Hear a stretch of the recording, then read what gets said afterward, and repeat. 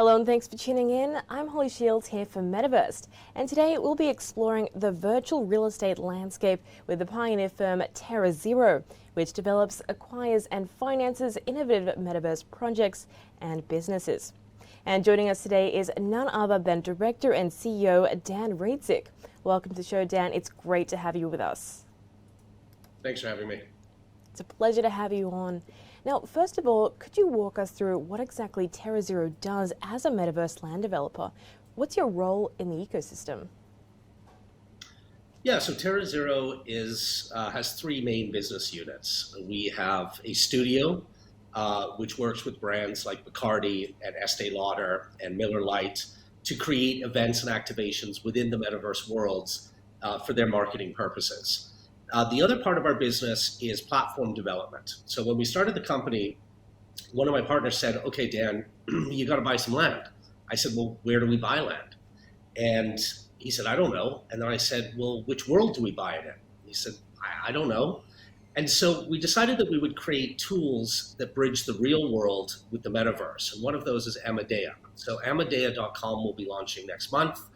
Users can come, primarily small businesses and brands, and they can come and buy, sell, or rent land, buildings, concert venues, whatever you need for the metaverse.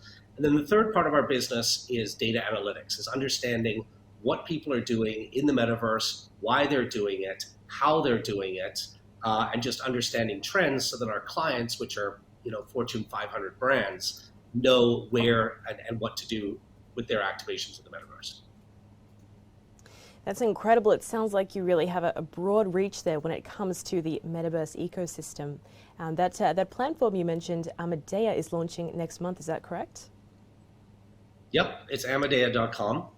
It'll have thousands of parcels available. Something that we have, learned over the course of the young history of the company is when we first started the company, we thought that brands and businesses were going to want to buy land, and they were going to want to sell land. And what we've learned very quickly is, first of all, they don't want to buy land. And the reason is because land is represented as an NFT that resides on a blockchain, which CFOs and auditors don't really like having on their balance sheet. And secondly, something that's important about the metaverse worlds is that in the real world, location is key to real estate, and where you have land, where you buy it, where you rent it. In the metaverse, everything is, we can teleport. So when we do an activation for Bacardi, and we just did this last week, and one of their brands, which is Angel's Envy, we recreated a distillery inside the metaverse, and avatars could go in and learn how to make their bourbon, order products from the metaverse to their real house. And in general, what we find is that the brands will simply put the coordinates in whatever marketing they're doing, whatever Twitter they're doing, or anything else to drive traffic. So users can simply click on that and be transported right into the scene. So location is not as important as in the real world. Well, my background, I was previously the CEO of DMG Blockchain, which was one of North America's largest Bitcoin mining companies and blockchain analytics companies. So I've seen the bear markets. I've seen the crypto winters twice in my career. This will be the third time.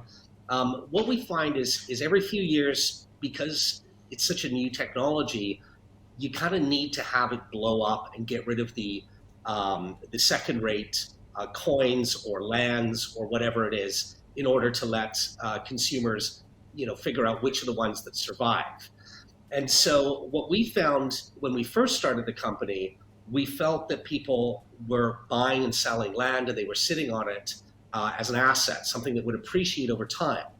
The problem with that is that if you go into a metaverse world and 1 out of every 10 parcels of land has something on it, then the consumers are not going to go to that world, and therefore the price is going to obviously reduce. What we've seen and what we focus on is we focus on decentralized worlds. So there's going to be hundreds of different metaverse worlds out there, like Decentraland and Sandbox, and they will all cater to different things. Some will be for gamers, some will be more for social media, some will be for shopping, some will be like Manhattan, where it's your office and you conduct business. So they'll all have different purposes. What is important is decentralization. So right now, what you have is you have decentralized metaverse worlds and centralized. Decentralized means there's no CEO, there's no company that makes decisions. It's essentially run as a democracy. And so as a company, we focus on decentralized worlds. And the other reason is similar to something like Bitcoin, the way that it's built is that the land parcels are finite. In Decentraland, for example, only 90,000 parcels of land can ever be available. When Facebook launches Horizons, it's obviously a centralized metaverse world, and therefore the number of parcels of land could double, triple, quadruple overnight. That's interesting there, and it sounds like the value perhaps of virtual land once purchased is potentially volatile. Is that something that you find? Yeah, that's one of the reasons Amadea makes so much sense. So you have, on one hand, you have someone that owns land. On the other hand, you have brands and businesses that want to build an event, a store, whatever they want inside the metaverse. The problem is that since the deed of the land is essentially an NFT, the issue is that the owner of the land doesn't want to give that NFT to the brand or the company for the duration of whatever they're doing on the land, and the brand doesn't want to trust the owner with the NFT because they could essentially deface the activation or the store or the billboard or whatever they're doing. So Amadea links renters with owners, almost like an Airbnb, but for the metaverse world, and we hold the NFT for the duration of the rental period so that both parties are satisfied. And this is done using smart contracts. That's, I think, a really important development there, because I can imagine that perhaps rental relationships can be quite complex when it comes to decentralized land and spaces. There's no customer service in the metaverse. The entire thing is built. When I was at DMG, I understood and liked Bitcoin, but I really liked blockchain technology that made it work and created a trustless environment on which to transact between multiple parties without a third party. And while I was at DMG, we tried creating different platforms to blockchainize things like supply chain management of controlled products. And they didn't really work very well, as did very few blockchain applications after crypto. When I was exposed to the metaverse and I realized that every concert venue, every building, every wearable, every avatar, every piece of land was simply an NFT that resided on a blockchain, I realized that this was the next use case of blockchain technology.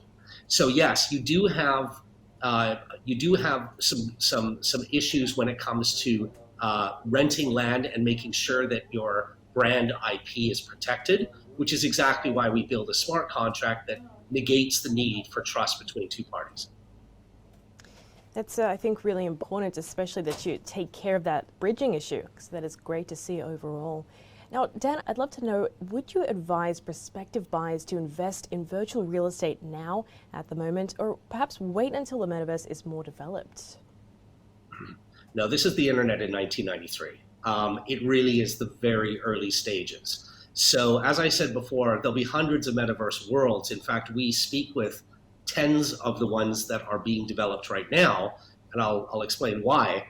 But there will be thousands of projects that don't end up being worth anything, because remember, in order to create a new destination or a metaverse world, you have to have two things. You have to have stuff to do, and for people to come and visit and interact with your world.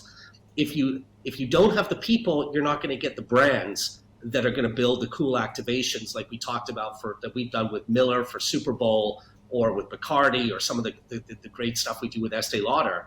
So you're going to be in this situation where many worlds will fail. And so hedging a bet on a piece of land in a virtual metaverse world that has not matured is probably not a very wise idea. Now, something that we're doing to increase the value of land around our particular activations is we're building essentially destination cities. And so these cities, the whole point is obviously to bring people there and give them things to do, and then sprinkle around some of our brand activations, some of the retail stores. I mean, something that's really interesting about the metaverse is in the 1980s, Nike had one way to sell us a pair of shoes. It was a store on a street. In the 1990s, Nike had a new way to interact with us and sell us a pair of shoes. It was e-commerce. The metaverse represents a third way for Nike to communicate with and interact with its customers and sell them a good or service. I truly believe that any company right now that has an e-commerce presence will have a v-commerce presence in the future. We just finished a campaign with Jimmy John's. Jimmy John's is a very large sandwich company in the United States. And essentially what it was we built a replica Jimmy John's restaurant. People were invited to go in. They were able to interact with and build their own sandwich, learn about the ingredients, all those kinds of things.